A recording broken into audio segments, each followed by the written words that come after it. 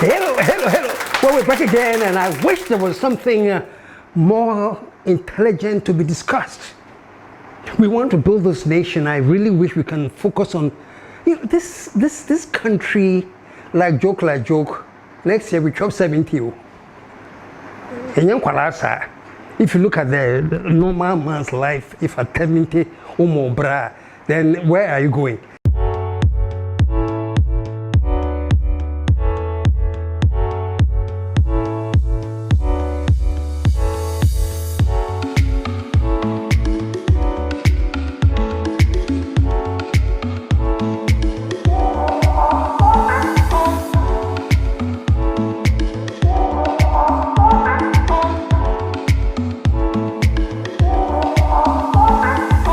Now, why am I talking all this plenty?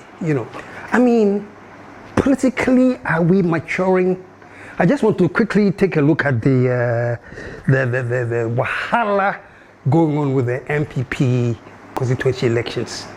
My goodness, look at the mayhem.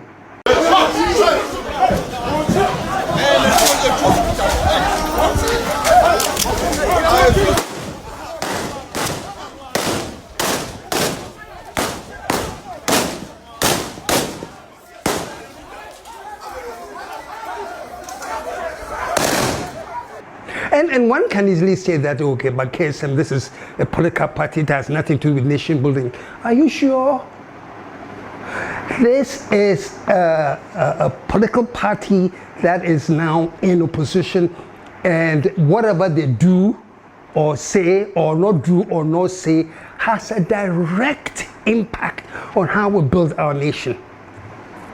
Masa, if you look at the violence going on, all because from what I'm hearing, people go there and they realize that the names of candidates have been removed because they are not favored, and according to gossip that is going on, they are not the chosen people who are supposed to be there, so names have been removed. And then, of course, supporters get there, they want to go and vote for people that they want, and they realize when they get there that their names have been removed. Look at the chaos.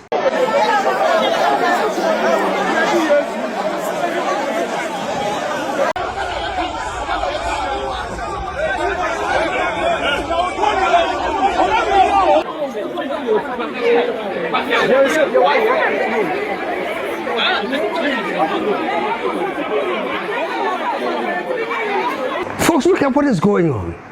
Noise in Bantama, in the constituency. And you can't just sit down and close your eyes and say, this is the NPP, doesn't matter. No, these are Ghanaians. And this is a complete reflection on our country as Ghanaians. Even my own son, Okatakyie is my son. I mean, I hope he will come and on my candidate. I've invited him. Even there was a court injunction that the voting must be halted. So he went there and he turned chaotic. Watch this.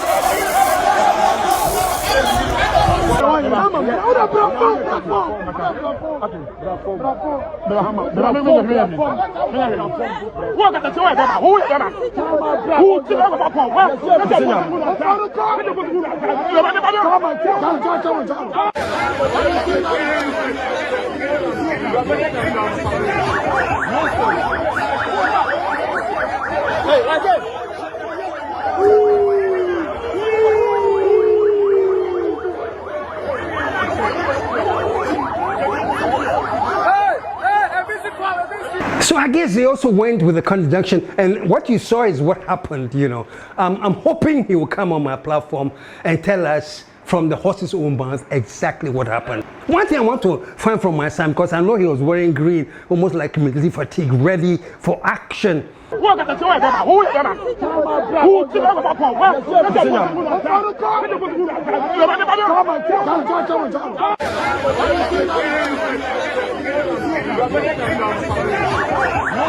And then there was all that hullabaloo, there was a noise, he was hunked up.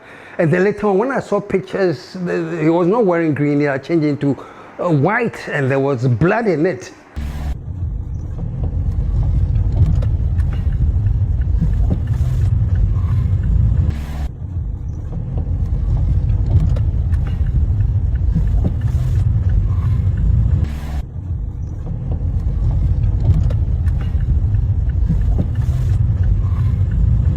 I was thinking, this is why I want him. You know, maybe he can explain to us. But, you know, the bottom line is this, folks. What is happening is not good for a country that is supposedly on a path to democracy. You know, I've told you that I have a show coming, 3 things. Show me I'm saying 3 things. Everyone is saying, you know, we have chosen a path that we say is the path to democracy. Are we serious about what we're doing? Now, let me tell you why I find this very troubling. Because, you know, the conventional wisdom is that, gee, Charlie, there's chaos in the NPP, oh, there's chaos in the NPP. Now, this is whatever explanation you give to the chaos in the NPP, that's yours. But the underlying thing is that, wow, now the NDC is sitting pretty. Even in the opposition, there's eternal turmoil. So it means the NDC is sitting pretty. That's why I'm doing the show today, folks.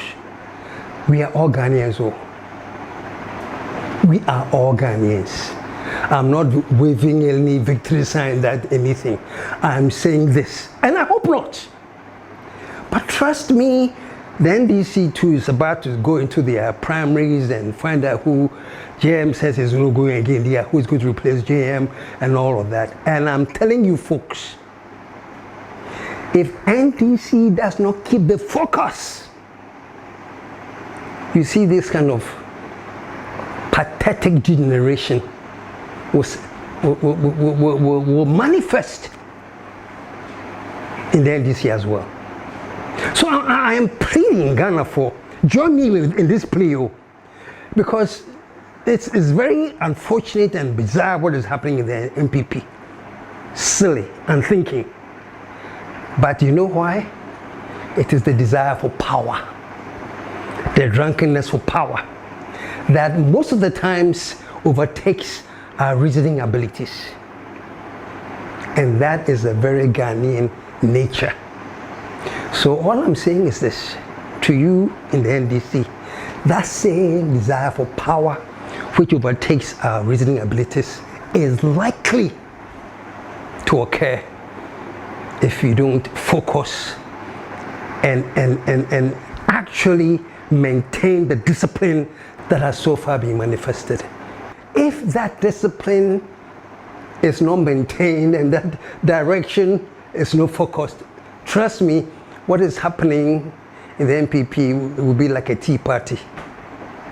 We are all from Ghana, and we have all come up with a certain level of thinking, and sadly, folks, sadly, when it comes to politics and the desire to grab power, that is the point where Ghanaians become the same. Obia petumi, inti nyansa na ese adwidwe no emma. Inti, what has happened in the NPP, we can't ignore and say, oh, Nasa is just one party. But I'm saying we shouldn't. It is a sign of the times. It is a sign of the times that the drive and the desire to grab power sometimes makes us reckless. So I'm just saying that I'll be so impressed if the NDC will keep the focus and not be dragged into something that we expect, say, a Ghanaian behavior, Ghana for. And may be wondering why I'm talking plenty. There's this Deputy General Secretary who was interviewed on CDFM not long ago, who was actually throwing out little hints that the grassroots in the NDC are sort of disillusioned. The relationship between the party and government haven't been the best. It is not about jobs, it's not about who gives who job, it's not about who didn't give who job. I'm saying the relationship between the party and the government to ensure that we succeed together have not been the best. I'm the Deputy General Secretary. It means that all NDC people trusted that we can manage their affairs. And the arrowhead is the president who is the leader. The second in command is the national chairman. So in most cases, the national chairman is de facto. If the president is not around, we have situations where it switches. The president is the leader of the party. He is also the leader of government. And I'm saying that our relationship as a party and as government have not been the best. We are doing well. Everybody is praising us for stabilizing the economy, stabilizing this, stabilizing that. But the danger is that we are leaving our party behind. And I'm concerned, as the officer in charge of operation, I am concerned. I mean, listen to me. Whether these are true or not, I don't know. I will never know. But this is a general secretary who is making these claims. If they are not true, he has made them. I haven't had any, denial or anything. If they are true too, then it actually backs what I'm saying, Sir Charlie. When it comes to the circle of power, our thinking is put on the back bench. The desire for power is what we focus now. Everything intelligence is put on the back bench. Folks, let me say this. One of the things that can show that a country is maturing is when everything that is intelligent is put on the front bench and not in the back bench. When we do that, we are not progressing. Folks, I kid you not, let us be serious. This is a country that's just still recovering from the floods. And even with the floods that we have chosen to make it a political issue, let me show you something that happened in New Jersey, USO. Some flooding that happened just a few days ago. Massive flooding in New Jersey. Take a look at this.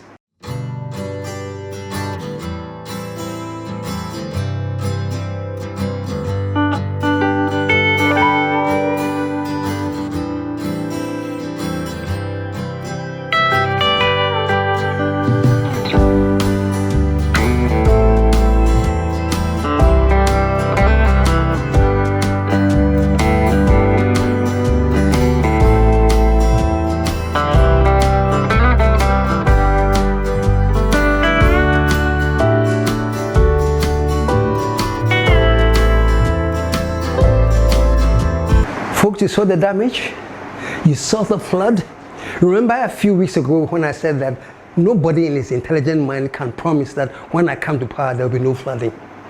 What you can promise is that we're going to put things in place to make sure that when floods do come, an act of God, nature, is called the force majeure. When floods do come, we are going to be ready to stand up and do something. For example, you saw all the floods in New Jersey. Their agency, the equivalent for NADO is called FEMA, F-E-M-A. I don't remember the full name of it. But they kept busy. So let me rewind. All I'm saying is this. No one who is intelligent can go and see someone and say, you saw the flood that came. If you had voted for another candidate, the flood wouldn't have happened. 2024 abane yeto ye senka NDC wini a sa nipa 34 aya omawi nka omote test for asase so because nka NPP no aban mu a ka sa flood way e bi nsi ma nipa 34 wu. That is stupid thinking. You don't control floods. But what I want us to think about, all the flooding that went on in New Jersey and parts of the US, do you think the discussion in America was, yeah, Charlie, these Republicans have caused the flood? Say Republicans, they take power. All this was caused by Republicans. If you have voted for the Democrats, there will be no flooding. You say, Jimmy, you hear anything that's stupid coming from even the most unintelligent citizen in America. So the floods have been caused by Democrats or Republicans. Folks, all I'm saying is this: Ghana, we have a long way to go. Even looking at our attitude and how we politicize the floods and talk about shows, you know. There's this presidential candidate called Kofi Korenting. He put a poster out, and the poster was actually making mockery of what JM did with the 2-day cleaning. He called it cleaning the surface. Let me say two things. Number one, I agree with him. He actually listed on the poster what he believes should be done that can help curtail the flooding. And it included underground tunnels, and it included better systems of drainage, everything. It's on the flyer. Look at it. And while I agree with Kofi Korenting that what happened really was something on the surface and it cannot solve the problem of flooding, what I want to draw Kofi's attention to is that what JM did was just a short-term, immediate reaction. Said, now we as people, let us make sure and understand that we contribute a lot to the disaster with our attitudes. There are so many things you can talk about, whether it's an act of God or act of whoever. But the point is this tragedy, whether we like it or not, there's a human contribution part of it. You know, so Mr. Kofi Korenting, what the exercise simply was just to reawaken citizens. Actually, we also have a role to play, and the role that we have to play is something we can do now in the short term. There's something I can do now to make sure that at least my gutters are not clogged.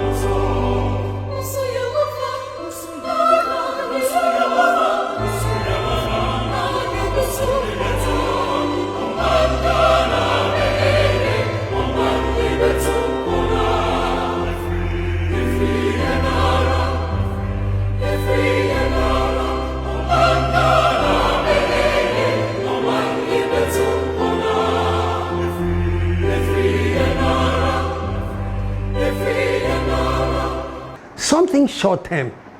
But Kofi, you are right. What you're talking about is the long-term vision that we need to pay attention to. So I agree with you. All the things that you talked about, massive drainage, all these things, great, I am pa. But these are the long-term things. That's why on my show I said, so now that we have done this short-term thing, after that, what else?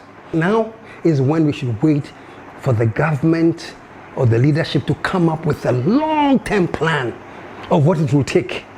And then we start working on it and gradually implementing it. So Kofi, I agree with you on one end, and on the major part, I think you were not fair to say, oh, this is all surface thing, it's not necessary. No, it is surface thing, but it is necessary because people's minds are being awakened to the fact that we have a role to play.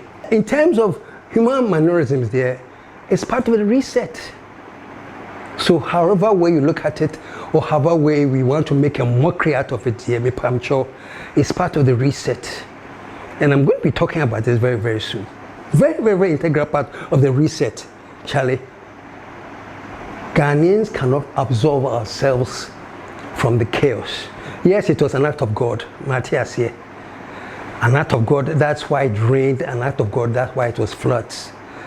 But it was an act of Ghanaians to make sure that when the flood comes, we'll block all the passageways to the floods, so that the floods will have nowhere to go because we are built in the waterways. When we visited here, we've realized that if you look up there, we've seen that some people are also using refuse to fill the waterway. We will be visiting them soon to let them do the right thing. And when you look around, these are all waterways. We are not supposed to build around. But you see people fixing pillars. I mean, it doesn't even make sense. How can you build in a waterway? Then the next moment it causes flood in where you are even building. When it rains, the rain will swallow you. I just don't understand why sometimes as human beings we reason like that. We want to build here, and then the next time they will say that government is not doing anything about flooding. But who is actually causing it? Government is doing its part. But if we also decide to keep building in waterways, then what else can government do? It means a major waterway.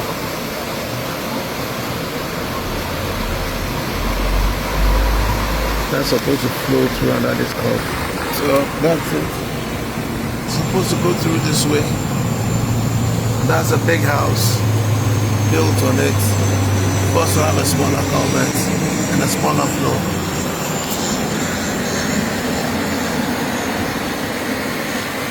We have choked the gutters.